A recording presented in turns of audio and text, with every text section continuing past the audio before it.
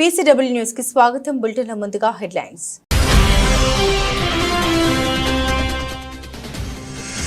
Mauritius అధ్యక్షుడికి పవిత్ర గంగాజలాన్ని కానుకగా ఇచ్చిన Narendra Modi.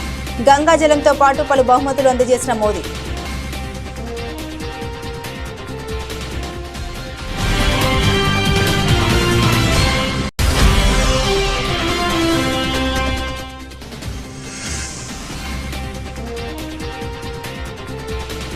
Ukraine Russia యుద్ధంలో కీలక పరిణామం. కాల్పుల విరమణకు జెలెన్స్కీ అంగీకారం.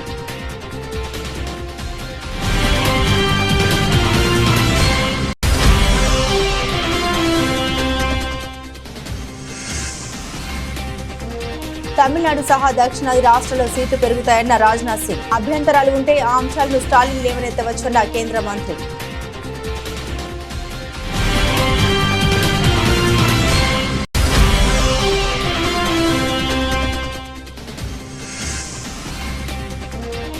ప్రారంభమైన తెలంగాణ బడ్జెట్ సమావేశాలు. బీఆర్ఎస్ నినాదాల మధ్య గవర్నర్ ప్రసంగం.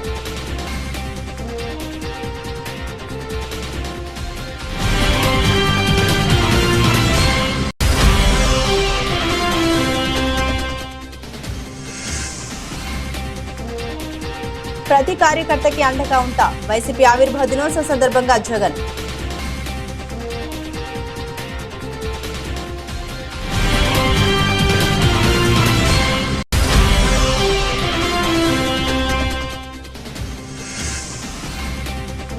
అసెంబ్లీలో గవర్నర్ ప్రసంగంపై విమర్శలు గుప్పించిన బీఆర్ఎస్ ఎమ్మెల్యే కేటీఆర్. గాంధీ భవన్ లో కాంగ్రెస్ నేత ప్రెస్ మీట్ లా ఉందని ఎద్దేవా.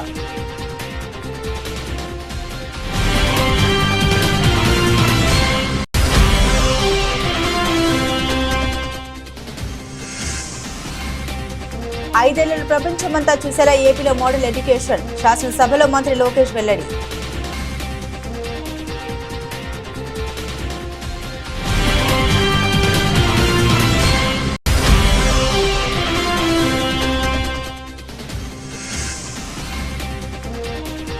ఇండియాలోని ఈ సౌకర్యాలు మా దేశంలోనూ ఉంటే బాగుండేది. అమెరికన్ యువతి ఇన్స్టా పోస్ట్ వైరల్.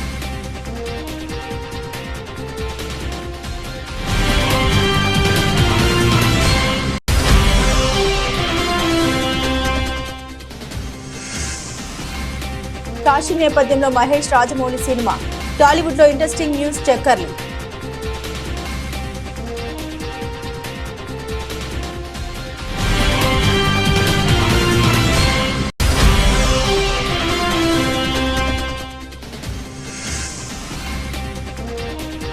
తగ్గిన ధరలకు బ్రేక్. మళ్లీ పెరిగిన బంగారం, వెండి.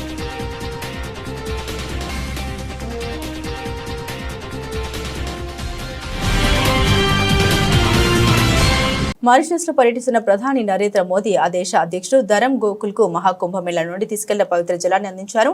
నరేంద్ర మోదీ ఆయనతో భేటీ అయ్యారు. ఈ సందర్భంగా పవిత్ర జలంతో పాటుగా పలు బహుమతుల్ని అందించారు మోదీ. అనంతరం మారిషస్ అధ్యక్షుడు ఇచ్చిన విందులో పాల్గొన్నారు. అంతకుముందు మారిషస్ ప్రధాని నవీన్ రామ్ గోలంతో నరేంద్ర మోదీ భేటీ అయ్యారు.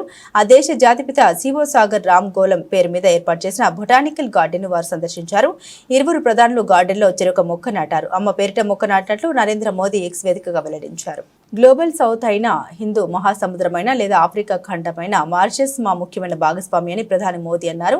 10 సంవత్సరాల క్రితం మారిషస్ లో విజన్ సాగర్ లేదా ప్రాంతంలో అందరికీ భద్రత మరియు వృద్ధి పునాది రాయి వేయబడిందన్నారు. ఈ మొత్తం ప్రాంతం యొక్క స్థిరత్వం మరియు శ్రేయస్సు కోసం మేము సాగర్ విజన్ తో ముందుకు వచ్చామని తెలిపారు. గ్లోబల్ సౌత్ కోసం మా దృష్టి ఉంటుంది. మహాసాగర్ అంటే ప్రాంతాల్లో భద్రత మరియు వృద్ధి కోసం పరస్పర మరియు సంపూర్ణ అభివృద్ధి చేస్తామని ప్రధాని తెలిపారు. హింద్ మహాసాగర్ హో या अफ्रीका भूभाग, मॉरिशस हमारा महत्वपूर्ण साझेदार है। 10 वर्ष पहले विजन सागर यानी security and growth for all in the region की आधारशिला यहीं मॉरिशस में रखी गई थी। इस पूरे क्षेत्र की स्थिरता और समृद्धि के लिए हम सागर विजन लेकर चले हैं। आज इसको आगे बढ़ाते हुए मैं कहना चाहूंगा कि ग्लोबल साउथ के लिए हमारा विजन रहेगा सागर से आगे बढ़कर के महासागर, यानी mutual and holistic advancement for security and growth across regions. इसमें trade for development, capacity building for sustainable growth और mutual security for shared future की भावना समाहित है। इसके तहत टेक्नोलॉजी शेयरिंग, कंसेशनल लोन और ग्रांट के माध्यम से सहयोग किया जाएगा। రష్యా ఉక్రెయిన్ మధ్య మూడేళ్లుగా జరుగుతున్న యుద్ధంలో కీలక పరిణామం చోటు చేసుకుంది. అమెరికా ప్రతిపాదించిన 30 రోజుల కాల్పుల విరమణ ఒప్పందానికి ఉక్రెయిన్ అంగీకరించింది. జెడ్డాలోని ఓర్నాడ్ హోటల్లో దాదాపు 9 గంటల పాటు జరిగిన చర్చల అనంతరం ఈ ప్రతిపాదనకు కీవ్ ఆమోదం తెలిపింది. ఉక్రెయిన్కు మిలిటరీ సహాయం నిలిపివేస్తున్నట్లు ఇటీవల ప్రకటించిన డొనాల్డ్ ట్రంప్ ప్రభుత్వం తాజాగా దాన్ని పునరుద్ధరించిన నేపథ్యంలో ఈ పరిణామం చోటు చేసుకోవడం గమనార్హం. కాల్పుల విరమణకు కీవ్పై ట్రంప్ తీవ్ర ఒత్తిడికి తీసుకొచ్చిన నేపథ్యంలో ఉక్రెయిన్ దిగొచ్చింది. ఈ నేపథ్యంలో ఉక్రెయిన్ అధికారులు సౌదీ అరేబియాలో చర్చలకు మొగ్గు చూపడం ద్వారా రాజకీయ ఆసక్తి కనబరిచారు. వైమానిక సముద్ర దాడులపై పాక్షిక సంధిని ప్రతిపాదించారు. వేలాది మందిని బలిగొన్న యుద్ధానికి 4 రోజుల పాటు ఫుల్ స్టాప్ పెట్టాలన్న ప్రతిపాదనకు కీవ్ అంగీకరించినట్లు ట్రంప్ యంత్రాంగం పేర్కొంది.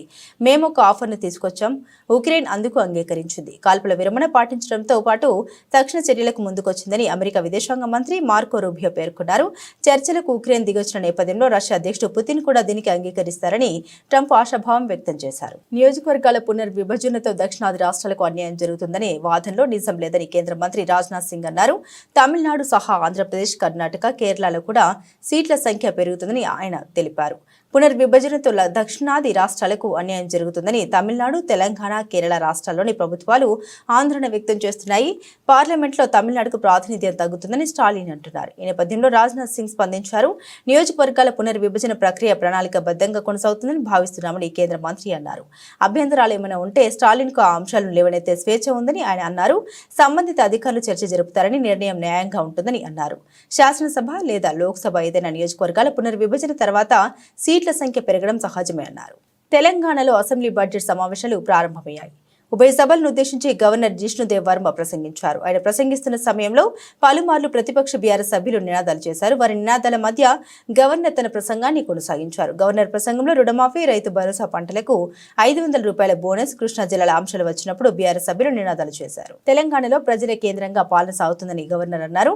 రాష్ట్ర అభివృద్ధితో పాటుగా అన్ని వర్గాల అభ్యున్నతికి తమ ప్రభుత్వం కట్టుబడి ఉందని తెలిపారు. రైతులు, మహిళలు, యువతకు అన్ని విధాలుగా సహకారం అందిస్తున్నట్టు తెలిపారు.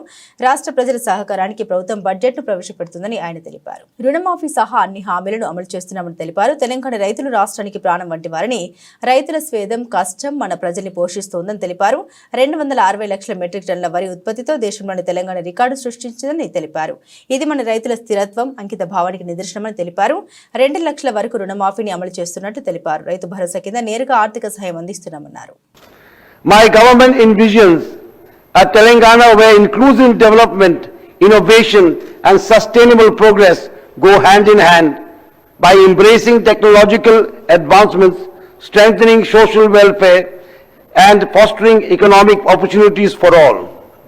We are committed to shaping a future that is both prosperous and equitable for every citizen of our state.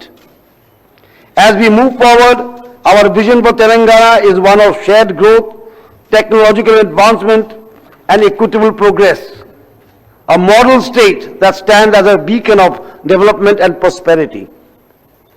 Honoring Telangana's identity and legacy. Telangana is not just a geographical entity.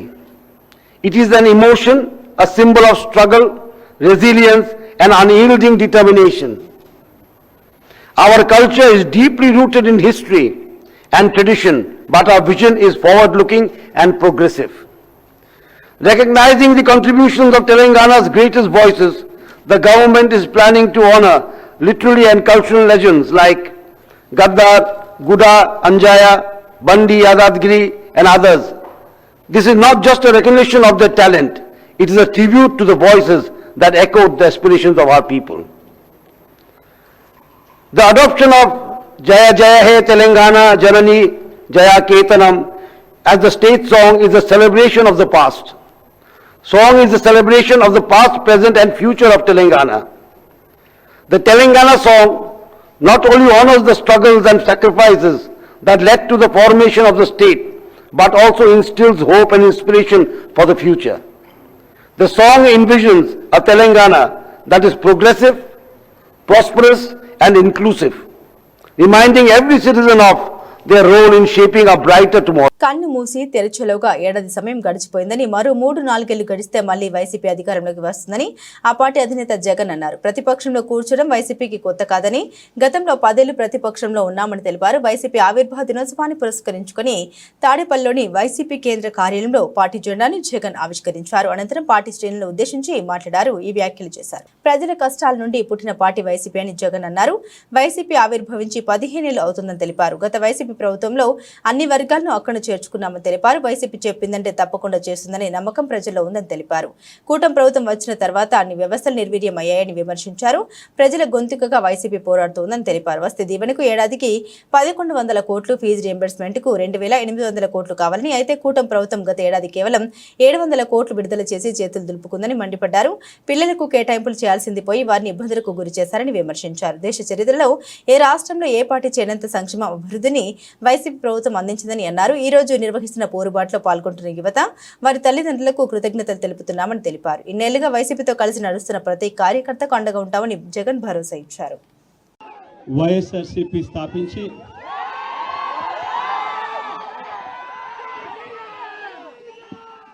15 సంవత్సరాలు దాదాపుగా ఈ రోజుతో మొదలవుతా ఉంది. ఈ 15 సంవత్సరాల ఈ వైఎస్ఆర్సీపీ ప్రయాణంలో మొట్టమొదటి రోజు నుంచి ఈ పార్టీ పుట్టింది కష్టాల్లో నుంచే పుట్టింది. ప్రజల కష్టాలను వైఎస్ఆర్సీపీ పార్టీ తమ కష్టాలుగా భావించి ప్రజల తరపున వాయిస్ ఆఫ్ ది వాయిస్లెస్ కింద ప్రతి అడుగులోనూ పోరాటం చేస్తూనే వస్తూ ఉంది వైఎస్ఆర్సీపీ. ఈరోజు ప్రతిపక్షంలో మనం కూర్చోవడం కొత్త కాదు. ఈ 15 ఏళ్ల మన ప్రయాణంలో 10 సంవత్సరాలు మనం ప్రతిపక్షంలోనే ఉన్నాం. దీటైన సమాధానం అధికారంలో ఉన్న వాళ్ళకు ఎప్పుడు ఇస్తూనే వచ్చాం.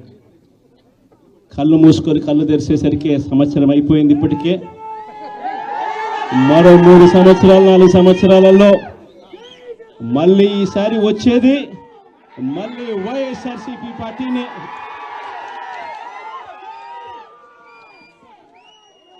ఈరోజు వైఎస్ఆర్సీపీకి సంబంధించిన ప్రతి కార్యకర్త కూడా గ్రామంలో ఉన్న ఏ ఇంటికైనా కూడా వెళ్ళొచ్చు. ఏ పేదవాడింటికైనా కూడా వైఎస్ఆర్సీపీ కార్యకర్త సగర్వంగా తలెత్తుకుని కాలర్ ఎగిరేసుకొని వెళ్ళే పరిస్థితి వైఎస్ఆర్సీపీకి సంబంధించిన కార్యకర్తలకు ప్రతి ఒక్కరికి ఉంది. ఏ ఇంట్లోకి వెళ్ళినా కూడా వైఎస్ఆర్సీపీ కార్యకర్తను చూసినప్పుడు ఆ ఇంట్లో నుంచి వచ్చే ప్రతి అక్క, ప్రతి చెల్లెమ్మ, ప్రతి అన్న, ప్రతి తమ్ముడు, ప్రతి సోదరుడు, ప్రతి రైతన్న, ప్రతి అవ్వ కూడా వైఎస్ఆర్సీపీ కార్యకర్తను చూసినప్పుడు చిక్కటి చిరునవ్వుతోనే పలకరిస్తుంది. కారణం వైఎస్ఆర్సీపీ ఏదైనా కూడా చెప్పిందంటే చేస్తుంది అన్న నమ్మకం ఈరోజు ప్రతి ఇంట్లో కూడా ఉంది. కాబట్టి ఈరోజు అటువంటి పరిస్థితుల మధ్య ఈరోజు యాదృచ్ఛికంగా తెలంగాణలో ప్రస్తుతం ఉన్న పరిస్థితికి చావుడప్పు కొట్టాలని, కానీ పెళ్లిలో డీజే కొట్టినట్లుగా అసెంబ్లీలో వలె గవర్నర్ ప్రసంగం ఉందని బీఆర్ఎస్ వర్కింగ్ ప్రెసిడెంట్ కేటీఆర్ అన్నారు. అసెంబ్లీలో ఉభయ సభలను ఉద్దేశించి గవర్నర్ ప్రసంగించిన అనంతరం సభ వాయిదా పడింది. అనంతరం మీడియా పాయింట్ వద్ద కేటీఆర్ మాట్లాడుతూ రేవంత్ రెడ్డి ప్రభుత్వం ఏదో ఉద్ధరించినట్లుగా గవర్నర్ ప్రసంగం సాగిందని విమర్శించారు. ఈ ప్రసంగం గాంధీ భవన్ లో కాంగ్రెస్ నేతల ప్రెస్ మీట్ లా ఉందని ఎద్దేవా చేశారు. 420 హామీలో ఒక్క హామీ నెరవేర్చుకుంటా లక్షల కోట్ల అప్పు చేసిన రేవంత్ రెడ్డి ప్రభుత్వాన్ని గవర్నర్ మందలిస్తారని భావించామని, కానీ గాంధీ భవన్ లో కార్యకర్త ప్రసంగించారని ఆయన విమర్శించారు. ఒక్క కొత్త ప్రాజెక్టుకు ఇటుక కూడా ఈ ప్రభుత్వం పెట్టలేదని ఆయన అన్నారు. ఢిల్లీకి మూటలు పంపడానికి రేవంత్ రెడ్డి ప్రభుత్వం ఉందని విమర్శించారు.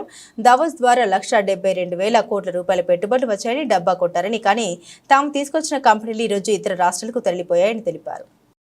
రాష్ట్ర గవర్నర్ గారి ప్రసంగంలో ఈరోజు ప్రభుత్వం ఏదైనా కొత్త విషయాలు చెప్తుందేమో, లేదా రాబోయే బడ్జెట్లో ప్రజలకు ఇచ్చిన 420 హామీలు 420 హామీలు ఏవైతున్నాయో ఈ ప్రభుత్వం మరి ఆ 420 హామీలు 6 గ్యారంటీల గురించి ఏమైనా కొత్త విషయాలు చెబుతారేమో, లేదా గత 15 నెలల పేలవమైన అట్టర్ ఫ్లాప్ పరిపాలన ఏదైతే ఉందో దాని గురించి ఏమైనా ప్రాయశ్చిత్తం చేసుకునే విధంగా ప్రసంగం ఉంటుందేమో గవర్నర్ గారిదని చెప్పి మేమందరం కూడా భావించినాం, ఆశించినాం.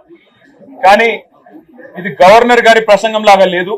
ఒక మాటలో చెప్పాలంటే గాంధీ భవన్ లో కాంగ్రెస్ కార్యకర్తల ప్రెస్ మీట్ లాగా ఉంది తప్ప గవర్నర్ గారి ప్రసంగం లాగా మాత్రం లేదు.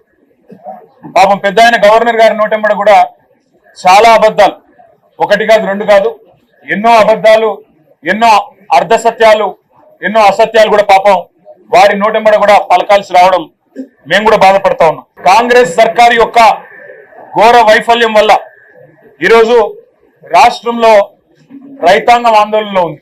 ఎక్కడికక్కడ పంటలు ఎండిపోతున్నాయి. రైతులు ఇప్పటికే 480 పైచిలకు మంది రైతులు ఆత్మహత్య చేసుకున్నారు. వాళ్ళకు ఉపశమనాన్ని ఇచ్చే మాట, వాళ్ళకు భరోసానిచ్చే ఒక్క మాటనన్నా గవర్నర్ నోటెంబడి వస్తుందేమో. పంటలు ఎండిపోకుండా కాపాడుతాం, నీళ్లు ఇస్తాం, బుద్ధి తెచ్చుకున్నాం, ఇకనైనా బుద్ధితో మెదులుతామని చెప్పి ఒక్క మాటన్నా చెప్తారేమో అనుకున్నాం.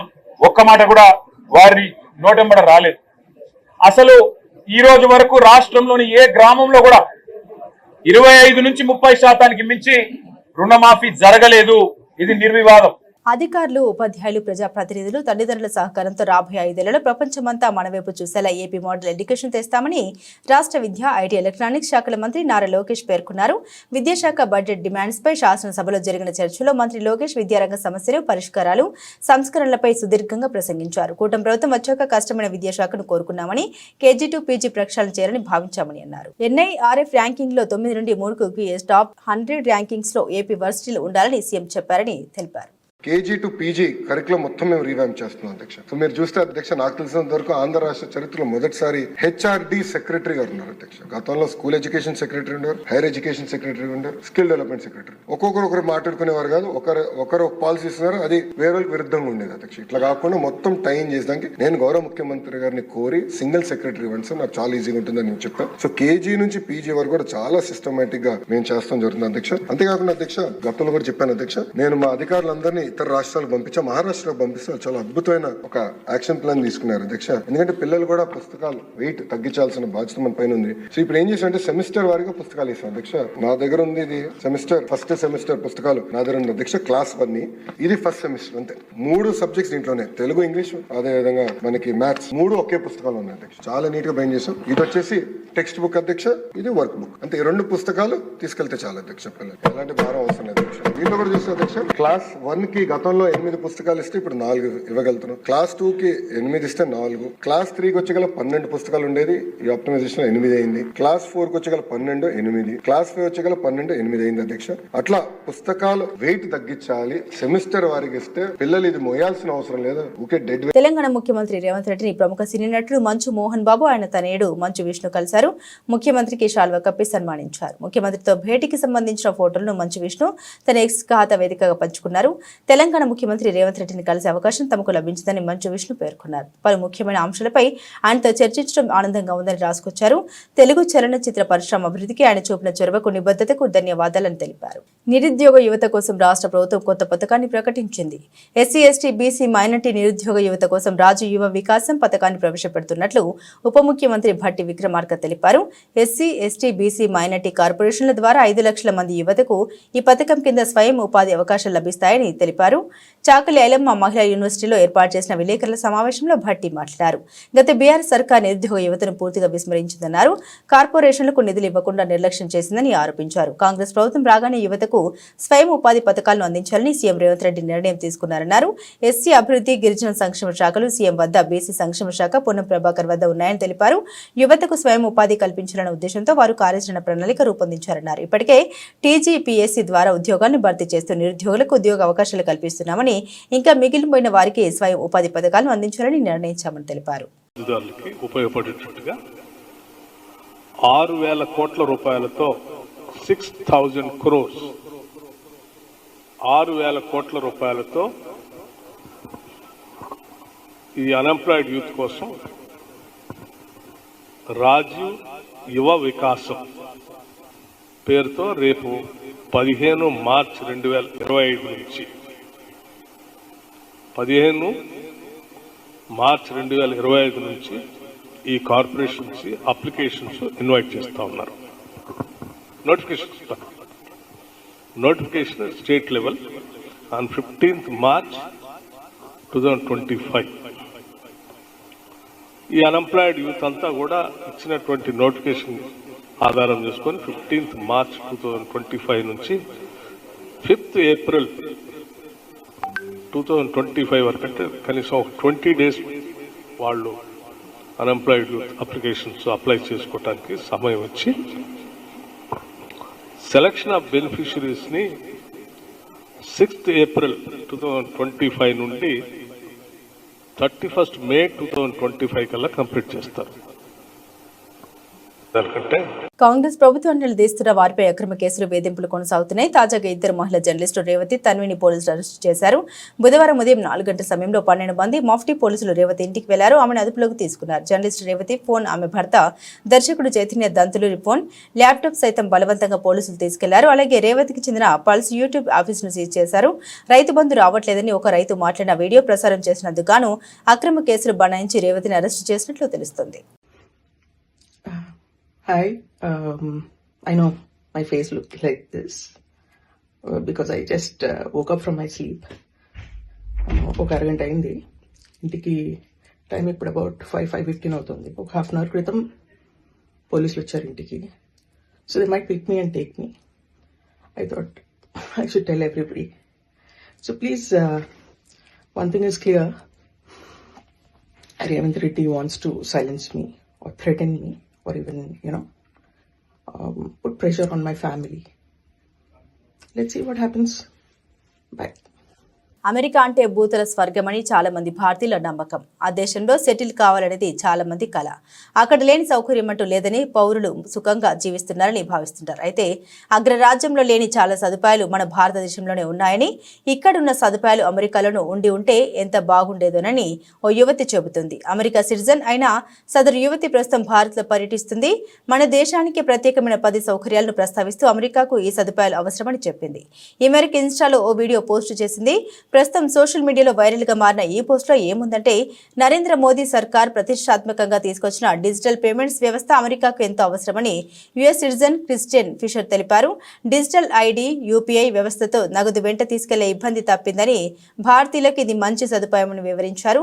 చేతిలో ఫోన్ ఉంటే చాలు మొత్తం బ్యాంకింగ్ వ్యవహారాలని చక్కబెట్టుకోవచ్చని అన్నారు. ఒక అమెరికా మాత్రమే కాదు, మొత్తం ప్రపంచం ఈ విధానాన్ని అమలు చేయాలని అభిప్రాయపడ్డారు. మన దేశంలోని పట్టణాల్లో అడుగడుగునా కనిపించే ఆటోలు అమెరికాలోనూ ఉంటే ఎంచక్క తక్కువ ఖర్చుతో వేగంగా ప్రయాణం చేసే వీలు ఉండేదని ఫిషర్ చెప్పుకొచ్చారు. అనారోగ్యానికి గురైతే ఎలాంటి అపాయింట్మెంట్ లేకుండా నేరుగా వైద్యుని కలిసే అవకాశం ఇండియాకు మాత్రమే సొంతమని, అమెరికాలో డాక్టర్ను కలుసుకోవాలంటే కనీసం వారం ముందు అపాయింట్మెంట్ తీసుకుని బుక్ చేసుకోవాలని, ఒక్కోసారి డాక్టర్ అపాయింట్మెంట్ కోసం నెలల తరబడి వేచి ఉండాల్సిన పరిస్థితి ఉందని తెలిపారు. ముందస్తు అపాయింట్మెంట్ లేకుండా వైద్యుని కలవడం దాదాపుగా అసాధ్యమని చెప్పుకొచ్చారు. Here are some things that India does that I wish we had in America. Everything seems to be digital, from IDs like Aadhaar card, PAN card, and birth certificate to things like UPI and payments. It's all online and it's super convenient. Using things like autos and rickshaws are a really cheap, quick, easy, and convenient way to get around. Also, the availability of doctors and medicine with no appointments needed and no prescription needed for medicines. At least in Delhi, the government offers free waste removal service. In America, we had to pay for that. It's really easy and affordable to hire help and skilled laborers in India, whereas in America, people don't do it. It's just far too expensive. Vegetarian options is another one. In India, at least half the menu at a restaurant will be vegetarian, whereas in America, there's maybe one option on the menu. Mahesh Babu కథానాయకుడిగా రాజమౌళి దర్శకత్వంలో రూపొందుతున్న jungle adventurous action entertainer నిర్మాణం నుండి ప్రేక్షకుల్లో ఆసక్తిని రేకెత్తిస్తుంది. Larger than life కథాంశాలతో వెండితెరపై magic చేస్తుంటారు రాజమౌళి. ఈ నేపథ్యంలో ఈ సినిమా కథ ఏమిటన్నది అందరితో ఆసక్తిని పెంచుతుంది. అమెజాన్ అడవుల నేపథ్యంలో ట్రెజర్ హంట్ కథాంశం ఇదని గతంలో వార్తలొచ్చాయి. తాజా సమాచారం ప్రకారం ఈ కథలో కాశీ నేపథ్యం కీలకంగా ఉంటుందని తెలిసింది. భారతీయ పురాణాలతో సంబంధం కలిగిన అడ్వెంచరస్ జర్నీగా రాజమౌళి ఈ చిత్రాన్ని తెరకెక్కిస్తూ ఉన్నారని సమాచారం. హనుమంతుడి స్ఫూర్తితో కథానాయకుడి పాత్రను తీర్చిదిద్దారు తీర్చిదిద్దారని ప్రచారం జరుగుతుంది. కాశీ నేపథ్య సన్నివేశాల కోసం హైదరాబాద్ లో కాశీ పట్టణాన్ని తలపించేలా సెట్స్ నిర్మాణం జరుగుతుందని తెలుస్తుంది. మైథాలజీ హిస్టరీలతో కూడిన అడ్వెంచరస్ థ్రిల్లర్ గా రాజమౌళి ఈ సినిమాను తీర్చిదిద్దుతున్నారని చెబుతున్నారు. ప్రస్తుతం ఒడిశాలోని కోరాపుట్ పర్వత పంక్తుల్లో ఈ సినిమా షూటింగ్ జరుగుతుంది. దుర్గా ఆర్ట్స్ పతాకంపై కేఎల్ నారాయణ తెరకెక్కిస్తున్న ఈ చిత్రానికి గరుడ అనే టైటిల్ ప్రచారంలో ఉంది. టీమిండియా లెజెండ్ మహేంద్ర సింగ్ ధోని ఏం చేసిన క్షణాల్లో వైరల్ అయిపోతుంది. ఎప్పుడో గానీ బయట కనిపించని మహి ఒకవేళ పబ్లిక్ స్పేస్ లోకి వస్తే మాత్రం వైరల్ అయిపోతారు. అతడు ఏం మాట్లాడినా ఏం చేసినా ఇట్ట ట్రెండ్ అయిపోతుంది. ఇంటర్నేషనల్ క్రికెట్ కు గుడ్ బై చెప్పి చాలా కాలమైన ఐపీఎల్ లో ఆడుతూ యాడ్స్ చేస్తూ సేవ కార్యక్రమాల భాగమవుతూ తన క్రేజ్ ను మరింత పెంచుకుంటూ పోతున్నాడు ధోని. అలాంటి తాజాగా మా డ్యాన్స్ తో పిచ్చెక్కించాడు. పించ్ హిట్టర్ రిషబ్ పంత్ సోదరి సాక్షి వివాహం గ్రాండ్ గా జరిగింది. ముస్సోరిలో ఘనంగా జరిగిన ఈ పెళ్లి వేడుకలో పలువురు భారత క్రికెటర్లు సందడి చేశారు. అయితే ధోని సురేష్ రైనా స్పెషల్ అట్రాక్షన్ గా నిలిచారు. పంత్తో కలిసి మాస్ స్టెప్స్ వేస్తూ అలరించారు. మహి అయితే చిన్న పిల్లాళ్ళ మారిపోయారు. హుషారుగా డాన్స్ చేస్తూ విజిల్స్ తో కాకపుట్టించారు. పంత్ రైనా ధోని ఎగురుతూ ఒకరి భుజాల మీద మరొకరి చేతులు వేసుకుని మాస్ స్టెప్స్ వేస్తూ హల్చల్ చేశారు. మహితో పాటు రైనా కూడా ఇళ్లలు వేస్తూ రచ్చరచ్చ చేశారు. ఆ తర్వాత ఫ్యామిలీ ఫోటోస్ దిగారు. దీనికి సంబంధించిన వీడియోలు ఫోటోలు సోషల్ మీడియా తెగ వైరల్ అవుతున్నాయి. ఇవి చూసిన నెటిజన్స్ వాటి ఎనర్జీ వాటి డ్యాన్స్ అదరగొట్టారు భయ్యా అని కామెంట్స్ చేస్తున్నారు. దేశంలో బంగారం వెండి ధరలు ప్రతిరోజు కూడా మారుతుంటాయి. ప్రధానంగా అంతర్జాతీయ మార్కెట్లో పరిస్థితులు, దేశీయ డిమాండ్, సరఫరా వంటి అనేక కారణాలతో వీటి ధరలు మారుతాయి. బంగారం వెండి డిమాండ్ పెరిగితే ధరలు కూడా పెరుగుతాయి. అలాగే వీటి సరఫరా తగ్గితే ధరలు పెరిగే అవకాశం ఉంటుంది. ఈ క్రమంలో గుడ్ రిటర్న్స్ వెబ్సైట్ ప్రకారం ప్రస్తుతం 2025 మార్చి 12 బంగారం ధరలు స్వల్పంగా పెరిగాయి. ఈ నేపథ్యంలో హైదరాబాద్, విజయవాడ, విశాఖపట్నంలో 24 క్యారెట్ల బంగారం ధర 10 గ్రాములకు గాను 87,480కు చేరుకోగా 22 క్యారెట్ల బంగారం ధర 80,190 రూపాయలుగా ఉంది. ఇదే సమయంలో ఢిల్లీలో 22 క్యారెట్ల బంగారం 10 గ్రాముల ధర 80,340కి చేరగా 24 క్యారెట్ల గోల్డ్ రేటు 87,360కి చేరుకుంది. వెండి ధర ప్రస్తుతం హైదరాబాద్ లో కేజీకి 1,06,900 రూపాయలుగా ఉంది. బులెటిన్ ముగించే ముందు హెడ్లైన్స్ మరోసారి.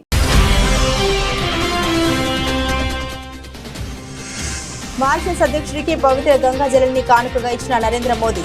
గంగాజలంతో పాటు పలు బహుమతులు అందజేసిన మోదీ.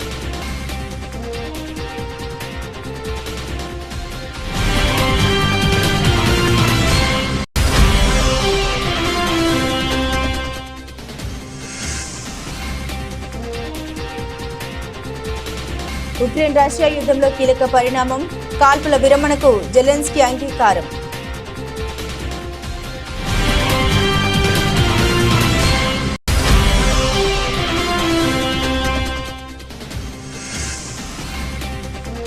తమిళనాడు సహా దక్షిణాది రాష్ట్రాల్లో సీట్లు పెరుగుతాయన్న రాజ్నాథ్ సింగ్. అభ్యంతరాలు ఉంటే ఆ అంశాలను స్టాలిన్ లేవనెత్తవచ్చన్న కేంద్ర మంత్రి.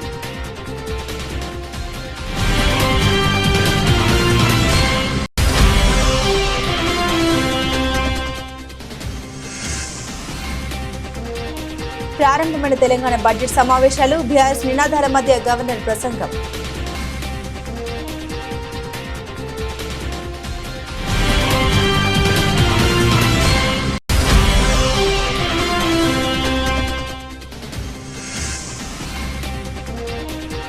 ప్రతి కార్యకర్తకి అండగా ఉంటా, వైసీపీ ఆవిర్భావ దినోత్సవం సందర్భంగా జగన్.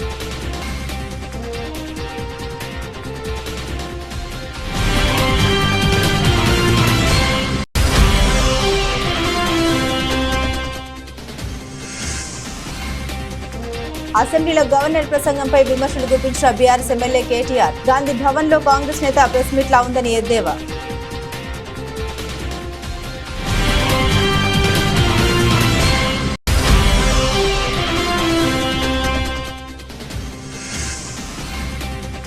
ఐదేళ్లలో ప్రపంచమంతా చూసేలా ఏపీలో మోడల్ ఎడ్యుకేషన్, శాసనసభలో మంత్రి లోకేష్ వెల్లడి.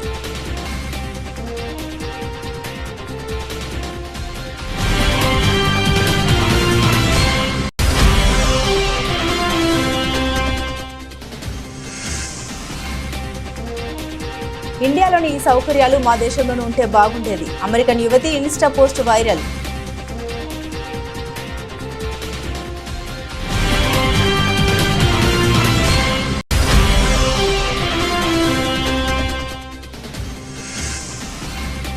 కాశీ నేపథ్యంలో మహేష్ రాజమౌళి సినిమా. టాలీవుడ్ లో ఇంట్రెస్టింగ్ న్యూస్ చక్కర్లు.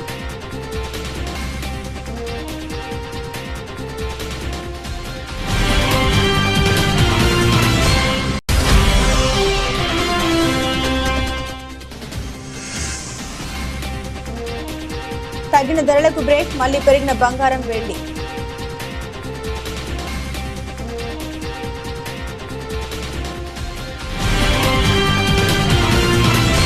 ఇవి బులెటిన్లోని విశేషాలు. తిరిగి మరో బులెటిన్తో మళ్ళీ కలుసుకుందాం. అంతవరకు సెలవు. నమస్కారం.